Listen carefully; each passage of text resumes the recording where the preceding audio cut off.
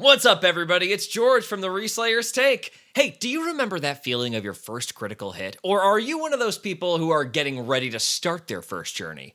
I have a show for you. It's called Girls Who Don't D&D, because none of this all-female team of players had ever joined a D&D game before, or any other role-playing game. They go from learning which dice is what to challenging the gods themselves. They are surrounded by a beautiful and chaotic environment that has been described as a cross between Terry Pratchett's Discworld and Douglas Adams' Hitchhiker's Guide to the Galaxy, and it's a world you can be a part of too. That's because their listeners perform pre-recorded sections that fit into each show. How cool is that? Those parts and the rest of the show sound amazing, with carefully added music and effects that bring a touch of the cinematic to your experience. I think the most amazing thing is that they were complete amateurs when they started, and you should really hear how far they've come. It really does make you feel like you're sitting at the table with them. You can join this group of unassuming Australians, otherwise known as the Girls Who Don't D&D, on any device that lets you stream podcasts. But I'm warning you, this one is addictive, heartwarming, and heartbreaking, and very, very funny. And I hope you enjoy. Bye-bye! So, what's the mark? The Eye of Cthulhu. From the world of Dragon Age comes a new tale. The Eye was crafted centuries ago by a powerful dreamer. Listen to me. You've been tricked. We have to put this back and leave. I'm sorry, but I won't let you pay for my mistakes. The Eye will destroy us. Dragon Age, Vows and Vengeance. Listen and subscribe wherever you get podcasts.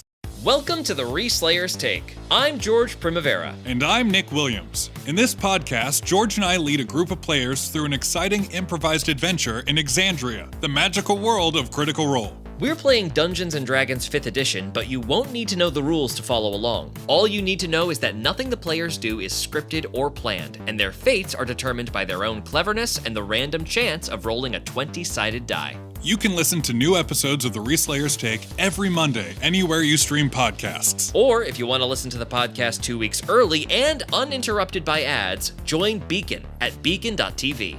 Last but certainly not least, if you're enjoying the story, please consider leaving a rating and review. Your feedback might inspire someone new to join this adventure. Now, without further ado, welcome to the Reslayer's Take. The Reslayer's Take stand at the bottom of the 400-step staircase leading up to the small mountaintop cottage. The wind howls as the stars shimmer above, and Frog stands ahead of the group, Aeorian metal detector in hand. My compass seems to be pointing right up those stairs and into that house. Let's knock on the door and see what happens. No way whoever it is can throw all of us off the mountain. Right? Or we make camp at the bottom of his stairs. Don't risk it, and when he wakes up, he's gonna have to pass by us. No, that's ridiculous. Let's just go up and say hi. Timpani takes the first step of the staircase. As soon as Timpani's foot hits the first stair, there is a snapping sound. A magical rope is revealed, glowing white as it wraps around his boot. Yeah, go. And Timpani is hoisted upside down into the air. Whoa! Kira smirks and looks into Timpani's upside-down face. I think I know something about introverts.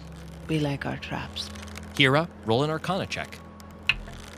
13. Kira recognizes a snare spell. She appraises the handiwork. Oh yeah, it's not a bad snare spell. Personally, I would have put it maybe 3 inches to the right. Sometimes people are smart enough to not step on the middle of the step. But you know, it is what it is. Kira, would someone like this be able to trap all 400 of the stairs? Oh yeah, if they had the time and the will. You could put something unique on each one. Pitfall, spike trap.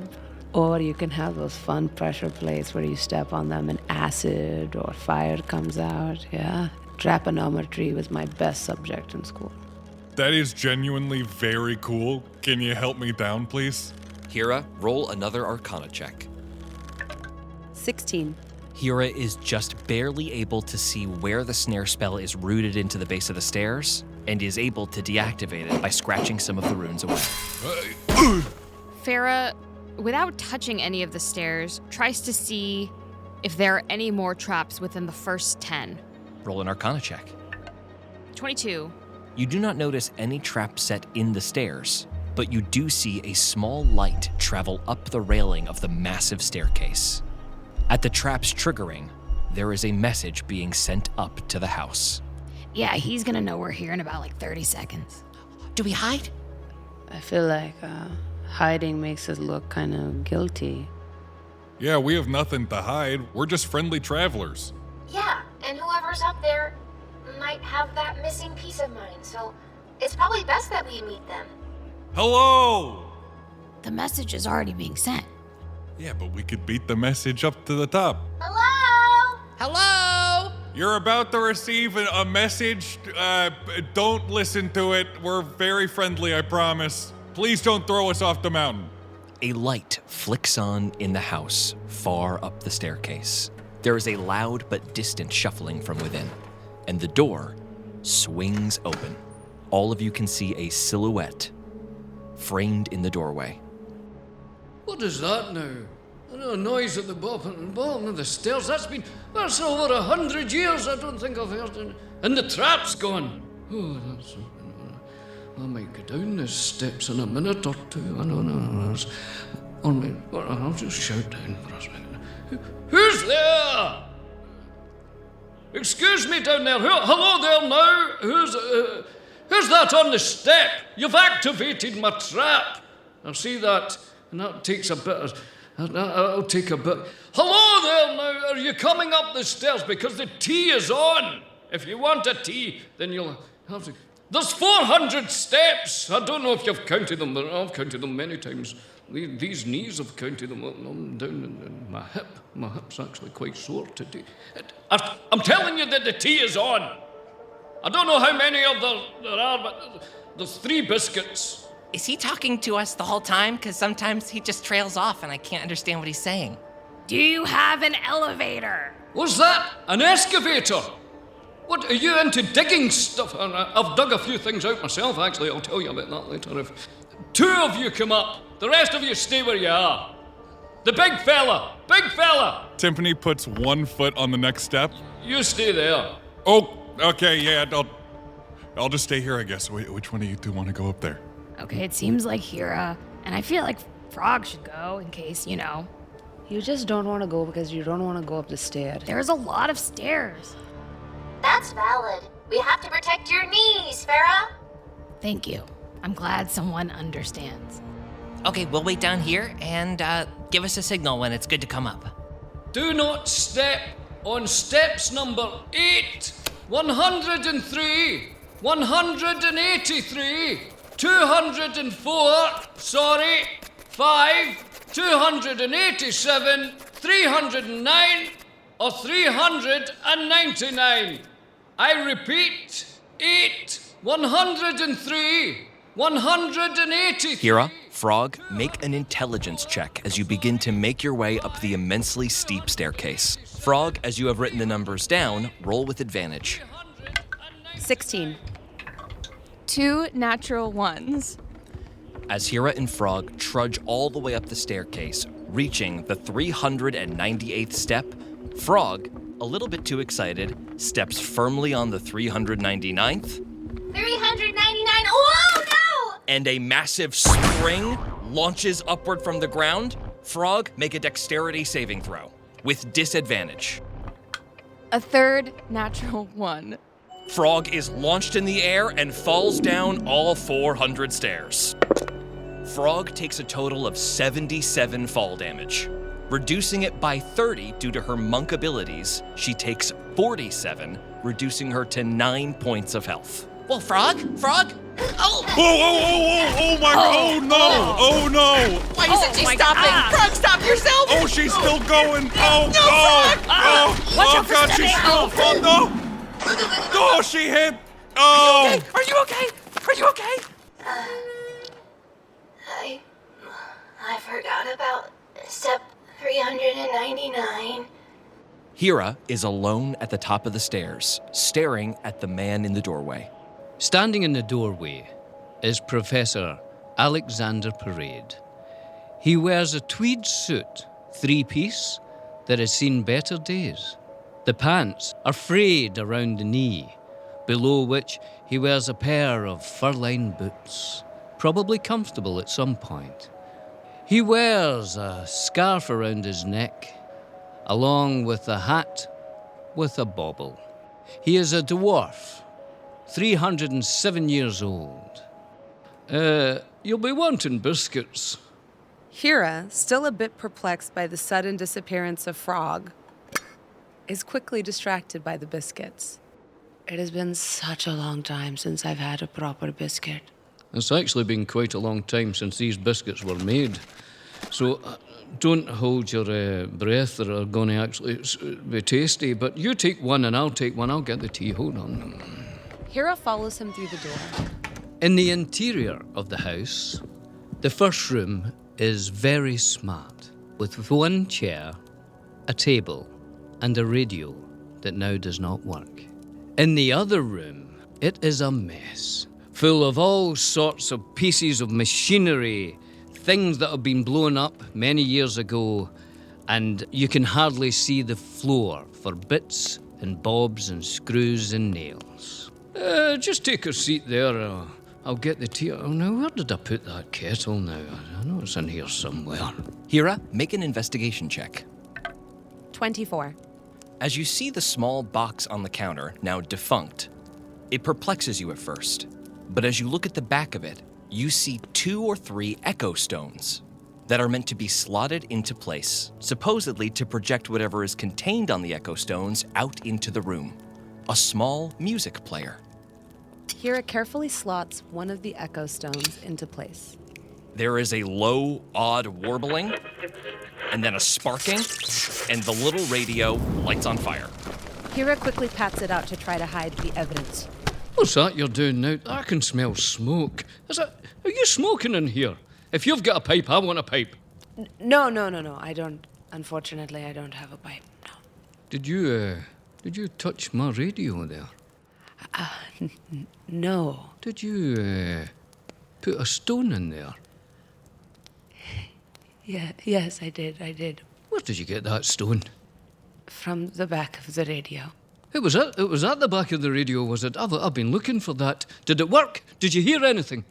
For a little bit, and then it caught on fire. Did you hear anyone's voice? No. Oh, hold on. Maybe we can get this to work. I've been trying for years. Is there any other stones? Have a look. There are 2 other stones. Hira takes a look, but also carefully using her thieves' tools, tries to investigate the mechanism and ascertain why it caught on fire the first time. Roll a thieves' tools check. 16. This technology is just a bit beyond you. There is a knock at the door. Assuming it's Frog, Hira goes to answer. You open the door, and there is nobody there. But you do see the rest of your party very slowly and carefully making their way up 400 steps. Okay, which one is this? 309. And we're skipping this one? Skip that one. Okay, everybody, hoist. Come on, Farah. Okay. Farah takes Pooz's hand and jumps up. Make an athletics check. 17. Farah just barely leaps over the step, catching it with her toe, and 50 stairs flatten out into a big slide. But she avoids the top of the slide, and the group is able to continue upward. Sheesh, this guy does not want company. Why does he have tea and biscuits ready then? Okay, so it looks like everybody's coming. So we should eat the biscuits before they get here. Otherwise, we'll have to share. That's a good idea, Mum. But there is somebody in our party who might be able to help you with this technology. That'd be great, actually, because I'm very good at fixing things. We haven't noticed this before, but on the back of Professor Alexander Parade, there are 2 mechanical arms, one of which reaches down and picks up the radio. Yes, I've been trying to fix this for a few years now, and anyway, he puts it back down. Anyway, I'll just go back in and I'll get this tea on. You're right, we should eat these biscuits before they come. I think they're a wee bit hard, but carry on. Hira, make an investigation check. 26. As you walk behind the professor to help him find the tea kettle, your eyes fall on the 2 mechanical arms strapped to his back. They have the exact same weathered patina, covering them as Frog's exterior. Are these of your own making? Oh, these little things. Oh, no. I'll tell you about that. Sit yourself down. Now, as I don't know how much you know about me and the things I've been doing, but I like to look for things here in the mountain, and I find a lot of things from Iori and discoveries and the things I've found. Oh, it would make your blood run cold. But anyway, I found these, and they're very handy for picking up your kettle and this and that. Say, for instance, I'm boiling an egg. I like it for 3.5 minutes, actually. But say, for instance, I was boiling an egg, and one of these little arms would pick up the pan, you see, and then I would pick up the egg using one of my arms, and this other arm here would maybe get a pinch of salt and put it on the egg when it's finished. And what was I saying now? Oh, the kettle! Hira eagerly follows behind him, excited to hear all of his tales. Grandfather, do you live here alone? What was that? Do I live what? Do I live at home? No, alone. Are you here alone? Well, now that's a tale that I'd like to tell you about. What was your name again? There is a knock at the door. Who's that? Was that the door? Can you guys please open the door? Please. Hira rushes to the door, opens it, and supervises everyone. Make sure you wipe your feet off on the mat. Be polite, okay? Grandfather's putting on tea. Your grandfather lives here, Hira? No, it's just he's an elder, so we should show him respect. Oh, okay. A piece of metal siding falls off of Frog's leg with a clang. Farah turns to Timpani.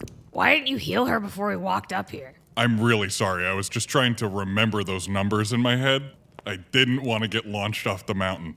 Oh, you mean A103, 183, 204, no, 205, 287, 309, and 399. Timpani takes 2 big pieces of moss like a defibrillator from his pockets and blasts health into Frog's back as he casts Cure Wounds at 3rd level. Frog regains 19 points of health, bringing her up to 28 points of health. Thanks, Timpani. Yeah, next time don't fall. It was wild, Hira. I hit almost nearly every step. Professor, make an investigation check. 15.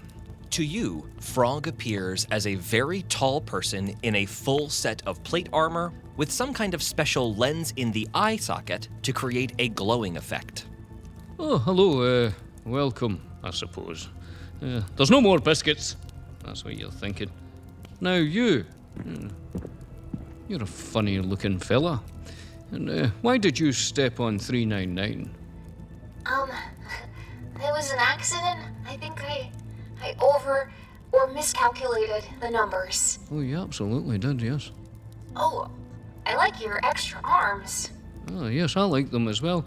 I was just saying to your friend here, if I was making a boiled egg, for instance, I like them 3.5 minutes.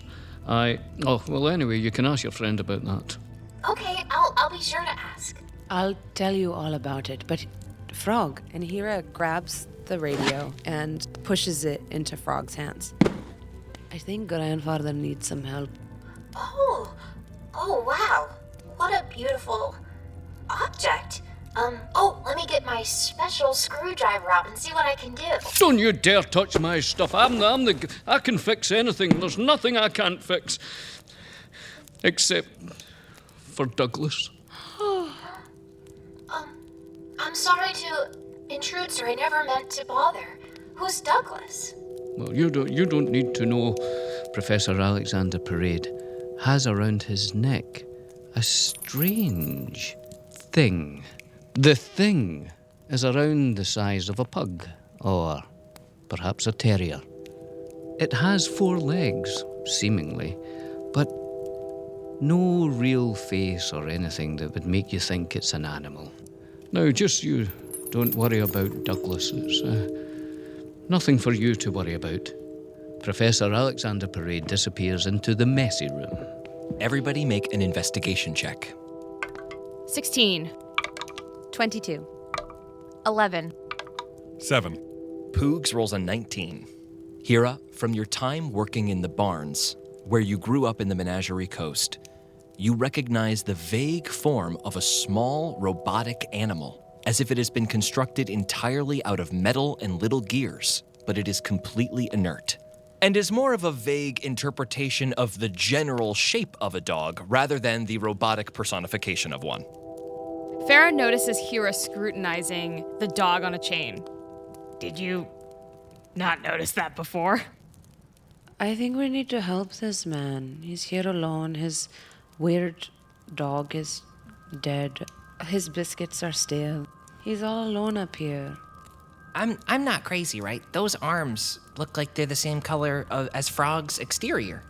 No, he should keep them. I don't think I'm missing arms. Like, I don't think I was actually made with 4 arms, so... Frog, before we definitively say you don't have 4 arms, can I take a look? Oh, sure. And Frog pulls up the bottom of her poncho. Farah takes a look to see if there's any port where arms could go. Roll an investigation check. 25. There are indeed very subtle grooves in Frog's back, where it would seem like these arms might fold in and be stored when not being used. Yeah, those are your arms. What? Wait. I have 4 arms? Professor Alexander Parade comes in from the messy room. In his normal arm, right side, a kettle. Left arm, left side, a biscuit. Mechanical arm, right side, his mechanical dog robot thing. And left side, free to roam. Right, that's it. I found the kettle. That's lovely. Now, the only thing is, it'll only hold enough water for maybe 3 cups of tea, so somebody will have to do without, and it won't be me. Professor puts the dog down on a comfy pillow near the front door in the clean room. The dog falls over on its side with a clunk. Right now, come on. Who's wanting tea and who isn't? Oh, no tea for me, thank you. I don't like hot stuff.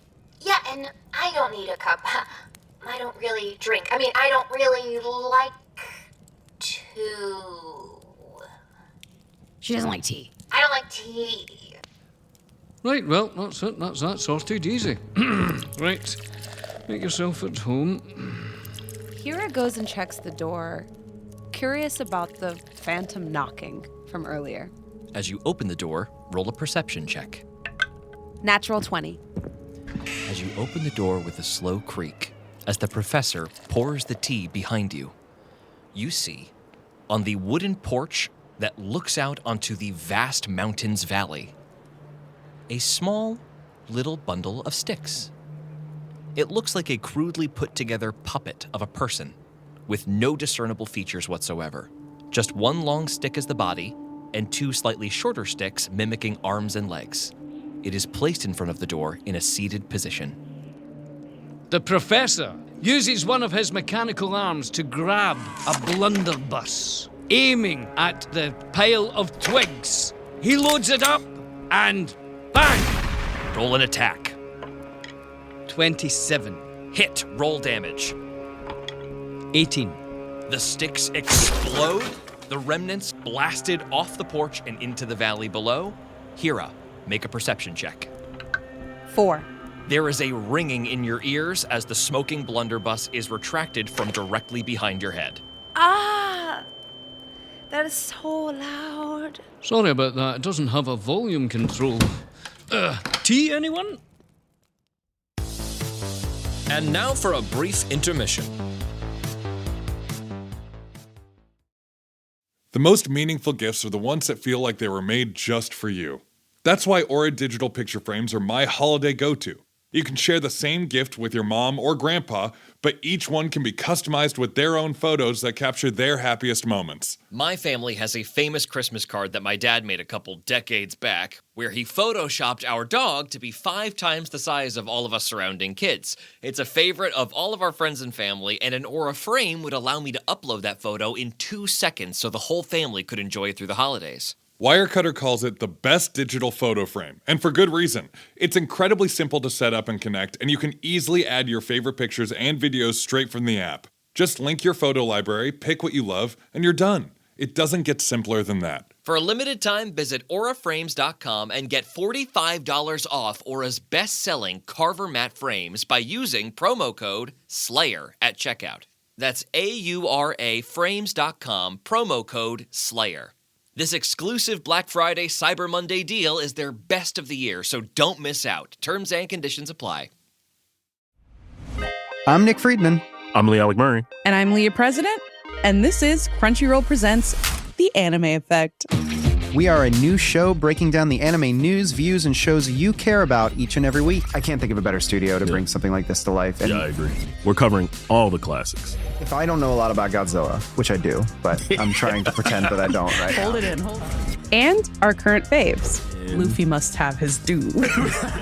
Tune in every week for the latest anime updates and possibly a few debates. Oof. I remember, what was that? Say what you're going to say and I'll circle back. You can listen to Crunchyroll Presents The Anime Effect every Friday wherever you get your podcasts. And watch full video episodes on Crunchyroll or the Crunchyroll YouTube channel.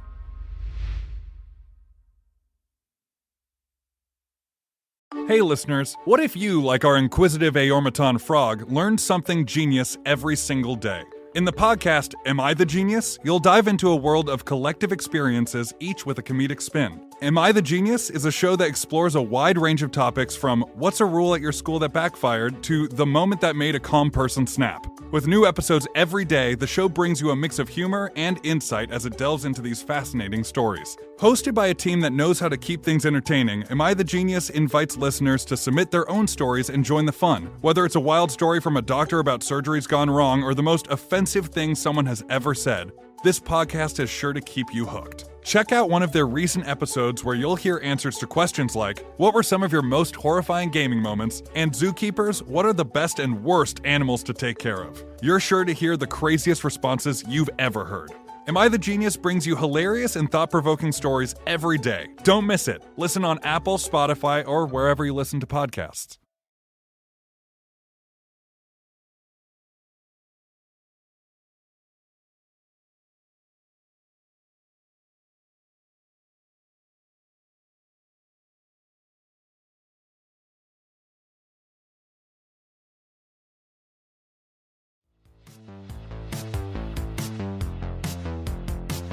Now back to the show.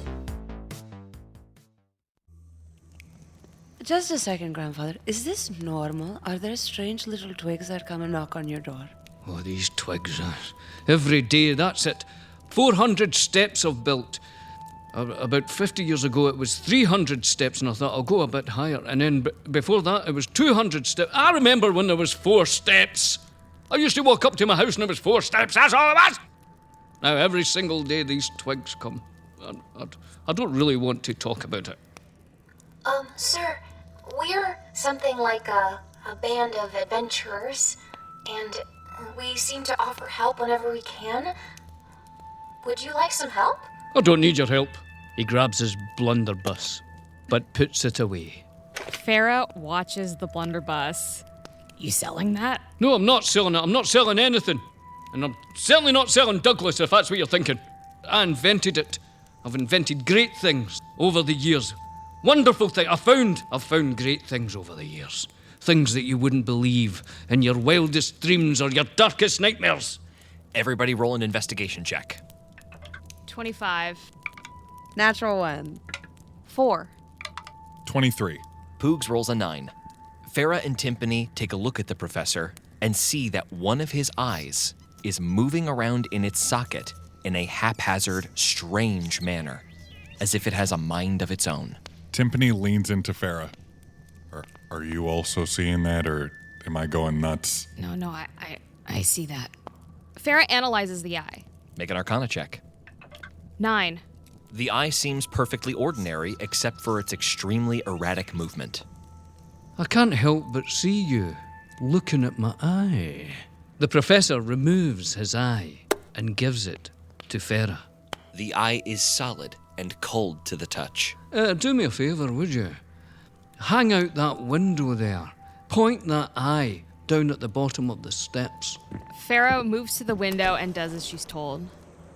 Just as I thought. More sticks! Right, everybody, get ready. Lock that door. There is a sudden crescendoing skittering of wood on wood.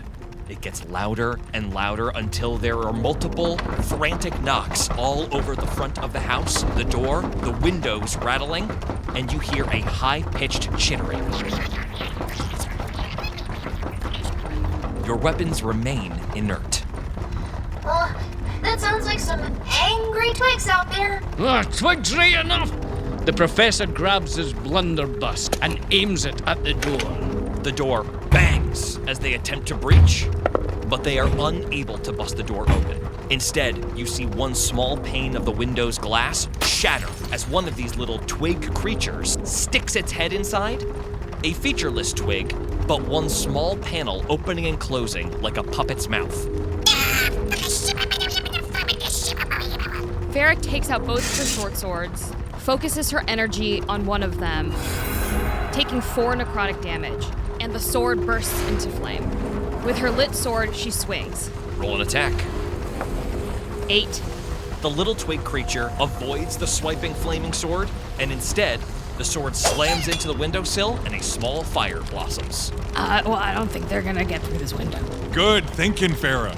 They're probably afraid of the fire. Oh no, I'm afraid of the fire. This is rubbish. Hira reaches out her hand and, using thaumaturgy, snuffs the fire. The fire is extinguished, and the little twig creatures once again poke their little heads inside. That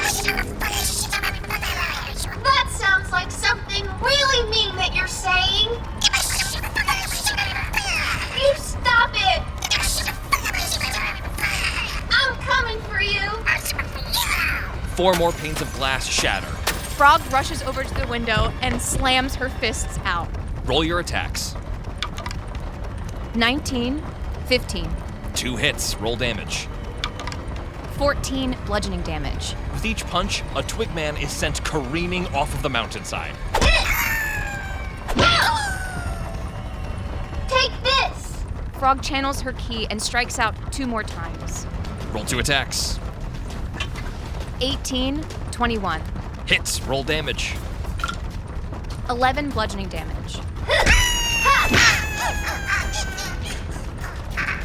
Yeah, you get a taste of the stairs. All of a sudden, the roof begins to shake. Whoa. It's one of the big twig men. Now, if we get him, they'll all leave. I'll tell you that for nothing. Now, wait a minute. Where's my blunderbuss? Professor, roll an investigation check to find your suddenly misplaced blunderbuss. 22. From one of the shattered windows, you see a twig man picking up your blunderbuss. Don't let him get that blunderbuss. If he gets that, it's the end for all of us. Hira knocks an arrow in her bow and carefully takes aim. Roll an attack. 18. Hit, roll damage. 14. The tiny little twig man cocks the blunderbuss, and all of a sudden, the arrow blasts it apart. The blunderbuss is kicked up into the air, a shot rings out, and a hole appears in the ceiling, revealing a tremendous wooden face with empty eye sockets and an empty mouth leading to only more hollow wood. Frog looks to the professor. You said you discovered many a thing and built many a wonder. Did you make that? I did not make that. I don't know where that was made. In the very depths of hell, I think. Now, step back, everyone. The professor hurled a mote of fire. 19. Hit, roll damage. 5 fire damage.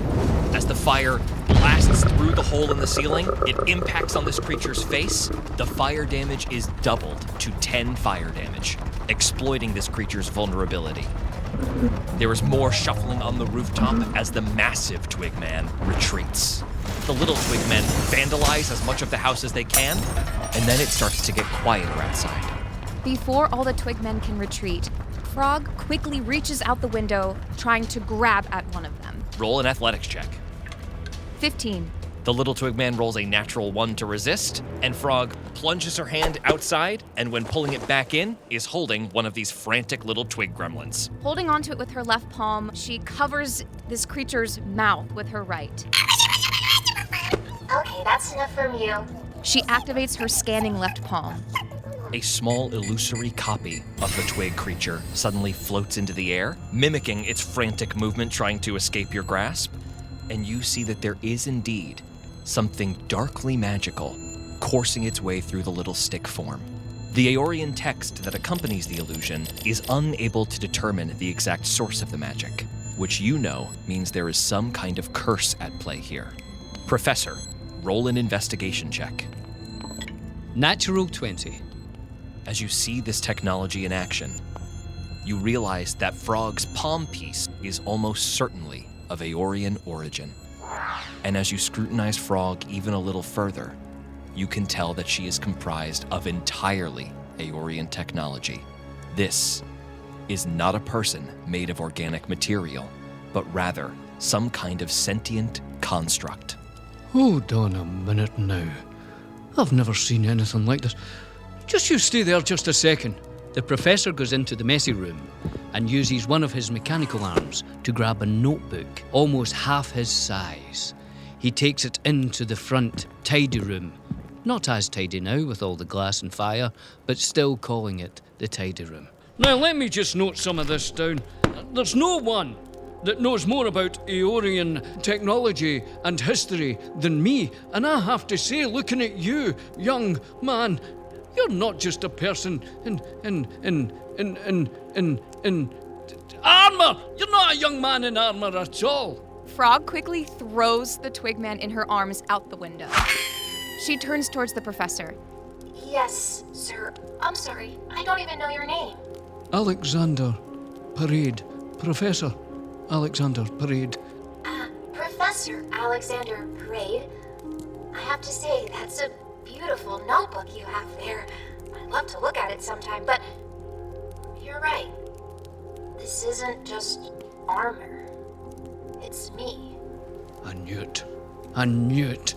Now, no one knows more than me about Aeorian technology. I've been studying it now for over I'm 307 years old, you know. Oh, wow, I never... And I'm 4'11", taller than most. Now, here's some of the things that I've discovered. Aeorian technology is over 4 million years old, which is actually older than this planet. All Aeorian people had 3, 4, or perhaps 5 eyes. Eyes? Yes, 360 degrees they could see, sometimes more. Whoa. Wow. There is other things here, just let me leaf through this. Hira uses her ear for deceit to discern whether or not Professor Parade is perhaps just confused. Roll an insight check. 13. The professor seems very confident. Now, where was I? One thing I noticed very early on, they could all fly, you see. Fly? Oh, yes. Did they have wings? Some of them. Some didn't. Oh.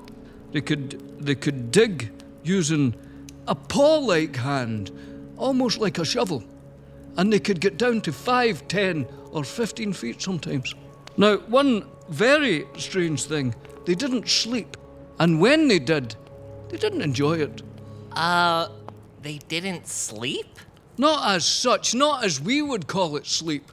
Only if they had been perhaps flying for over 5 hours, then their eyes would, not all of them, 3 or 4, but they'd always keep one open to look behind them for twigs, because the twig people were there at that time. You see, we're not sure, but that could have been.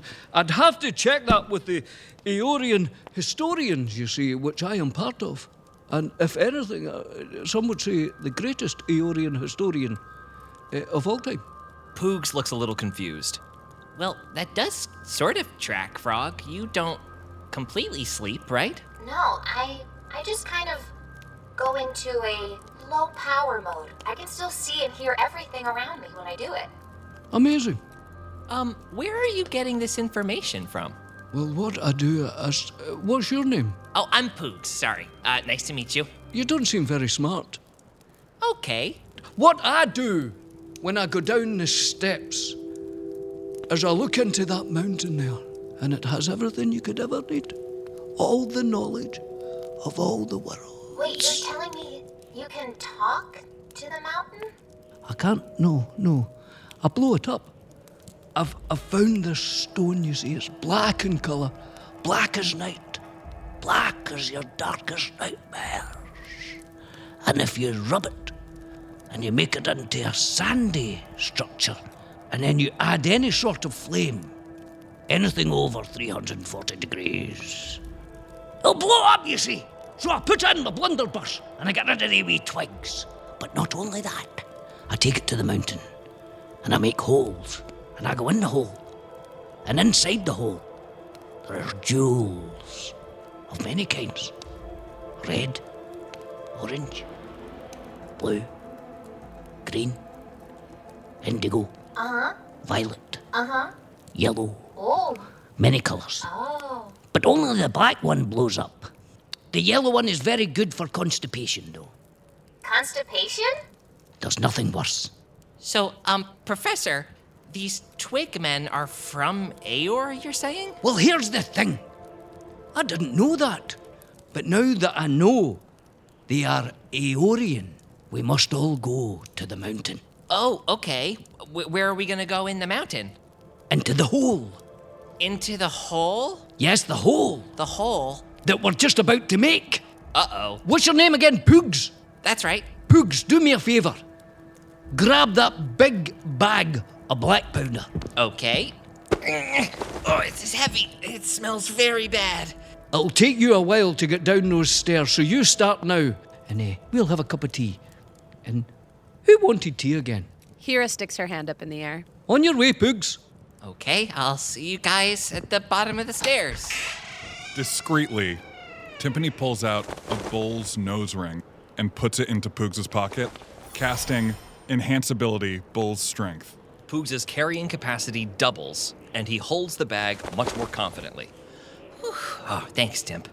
While this is all happening, Frog looks down at her compass. It is firmly pointed towards the professor's robotic arms. The more you look at them, the more they do look like they belong as a part of your body. Frog eyes the arms for now and tucks that knowledge away. So, Professor, while we enjoyed this delicious cup of tea, how did you get into all this Aeorian stuff? That's a very good question, young man. I came here many years ago, mainly just for... it was a getaway, it was a vacation, really. It was a lovely part of the world then, and I found this. Hold on.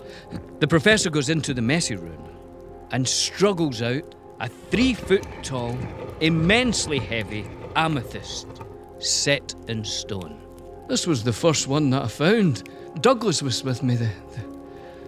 Douglas was there, of course, and he was digging a little hole. This is about 255 years ago or something. And Douglas, he was digging a wee hole, and I said to him, Douglas, stop that! What are you doing? I says, and Douglas wouldn't stop. When he started digging, he would go and go. I thought, maybe he was looking for a squirrel or something, a rat or something like that. Anyway, he was digging away at this hole here, and I was like, Douglas, stop that! And then I saw it there, with my real eye at that point. Giant and beautiful, an amethyst. So, I've had it valued over the years, and it's worth a fortune, maybe worth more than all these mountains, but I keep it here as a reminder of that wee dog. What were you asking again there, big man? I honestly can't remember. Oh, well, I hope you're all enjoying your tea.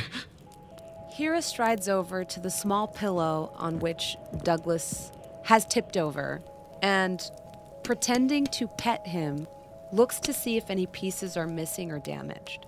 Following Hira, Frog kneels down beside the dog and lays her hand upon it to help her.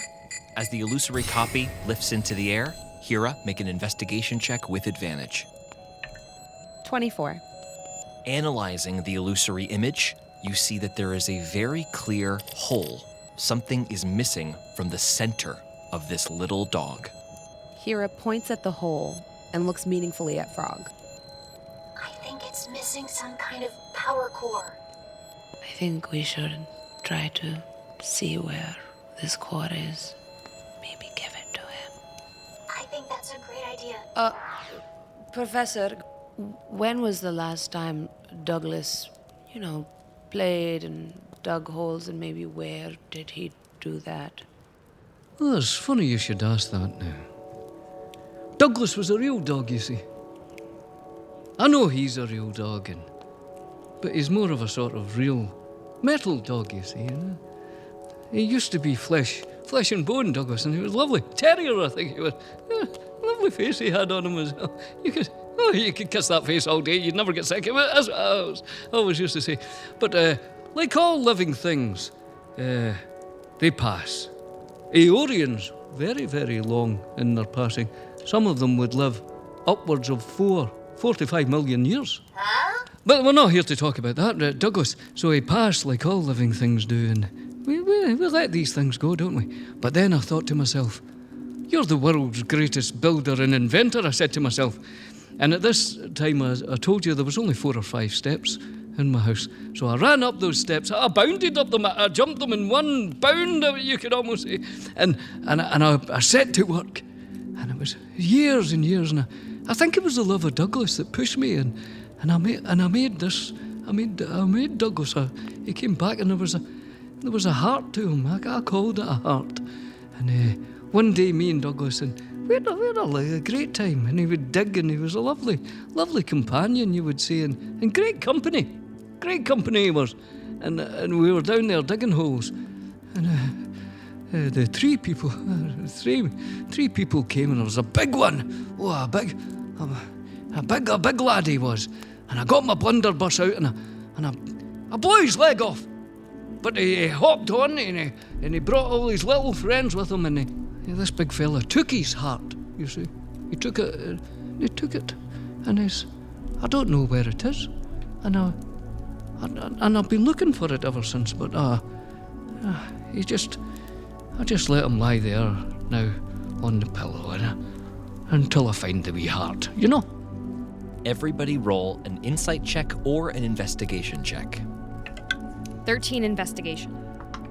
15 investigation. 17 insight.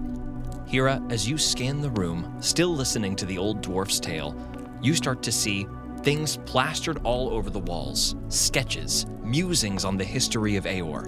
And as you stare at them, you realize they are very largely speculation, meaning his information is probably unreliable. Frog, as you stare at this man, filled with love for his past and then recreated pet, you have a small inkling that the thing he cares most about in the world is perhaps not this Eorian technology, but the small inert dog that is tipped over on its side at the front door. Professor, sir, it would be an honor to find this heart and bring Douglas back to you. No, that'd be very kind. And in exchange, I would like to give you a piece of information from Eorian history. The professor picks up his large book and flicks through to one of the final pages. The king of Eoria was called Dunlucky. Dunlucky at what? We don't know. Hey, guys. Folks, how you doing down there? I'm very scared. How did you make it past the slide steps? I didn't.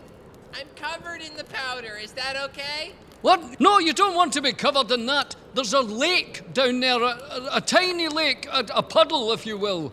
Jump in as quick as I can, Poogs, and do not face the burning sun. The sun's gonna set me on fire? It may! There's a very small splashing heard from far below. He's fine. I tell you what, I might give you one of my secrets if you help me find the heart of Douglas. The dark stone I was telling you about, how it makes the explosive black powder. It's very difficult to make, but I could show you if you could help me out. Professor, we'll offer you a hand. Or two. Or the other two.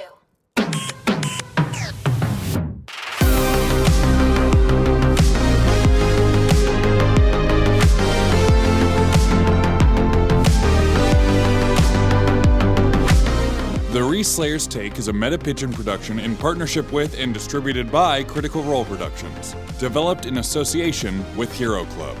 Game mastered and produced by George Primavera and Nick Williams. Featuring Nick Williams as Timpani Guff, George Primavera as Poogs, Jasmine Bhullar as Hira Agnihart, Jasmine Chiong as Farah, and Caroline Lux as Frog. With special guest Billy Boyd as Professor Alexander Parade. Thanks for listening, and we'll see you next time.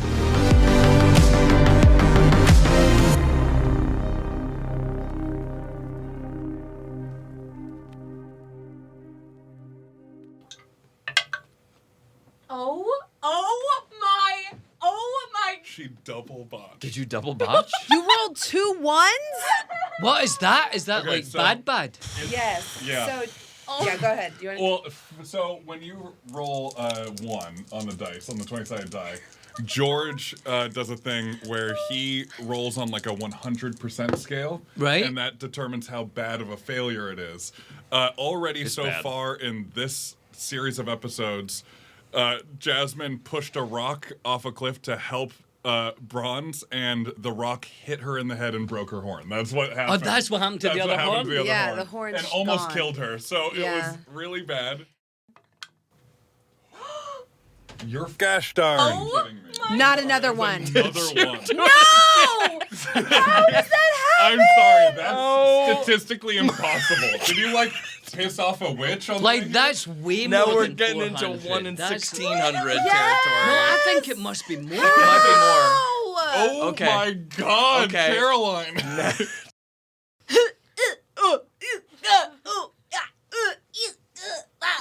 Then can you do one where you like kind of catch air for like a little bit and hit again?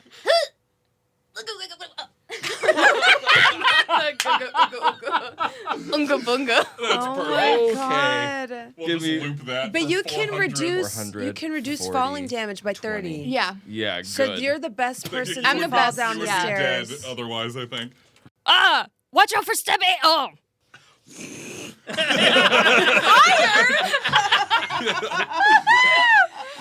Why is it me? I wrote them all down. Oh, wow. Oh